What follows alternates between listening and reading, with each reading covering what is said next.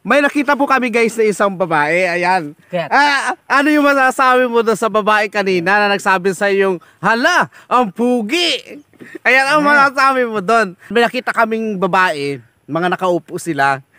Sabi ng babae, hala, ang pugi dito sa kasama ko. Ayan. Ano masasabi mo doon? Ikaw may sinabyan. Ano masasabi mo doon? Oh. Ikaw may sinabyan. Nayaw ako. Kilig na kilig. Kilig na kilig. Nagsinabihan ng hala ang pugi. Ayan, magkagano naman guys. Nandito pa rin tayo ngayon sa napakagandang lugar. Ayan, dinayo namin ito guys. Malayo ito sa aming bayan. Nandito tayo ngayon guys. Mapunta tayo dito sa pinakang itaas. Dito, ayan. Kasi nga narito kami sa parting Kasay. At talaga namang napakagandang lugar din itong pinuntahan namin dito. Yan, makikita nyo guys, ito para itong pastulan ng mga karabaw, baka, yung mga naan dito. Ayan, makikita natin dito guys, yung pinakang part na yan, puro karabaw dyan hanggang doon sa pinakadulo doon. Ayan, dito tayo sa pinakang itaas dito. Ayan, ang ganda niya guys and then in fairness, talaga naman pong kapag ka nandito kayong marirelax, isa sa nakakapagparelax din kasi guys, yung hangin na dumadampi sa iyong pisngi. Okay, yan. Napakaganda guys. Ayan, dito tayo sa pinakang taas doon. Para makita naman natin yung ganda ng kabila. Okay, iaano natin dito guys. Ayan.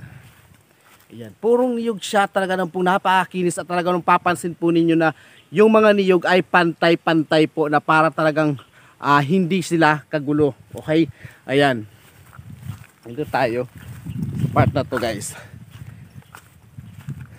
Ayun, napakadalang ko guys mag-upload ng video kasi nga po restricted pa rin po ang aking Facebook page, pero magkaganon pa man po ay ina-upload pa rin po ako kahit pa isa-isa, 2 beses kada linggo, isang beses kada linggo. Ayan, okay na po tayo doon, basta wag lang po tayo mawala po sa ating pong Facebook page. Ayan, and dito guys tayo, tingnan natin guys, kahit tayo pa inaikot-ikot, maganda naman po yung ating pong background. Ayan, kita nyo guys, oh, hindi siya nakakasawang tingnan, parang ang sarap pag pinagulong-gulong nung panahon ng kabataan.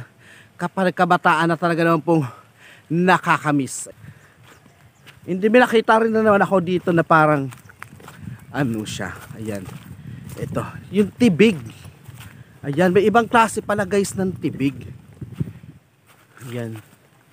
Iba ang kulay niya. Kung yung panahon yung nakikita natin na tibig, parang kulay pula o kulay parang red, ito ay parang kulay black.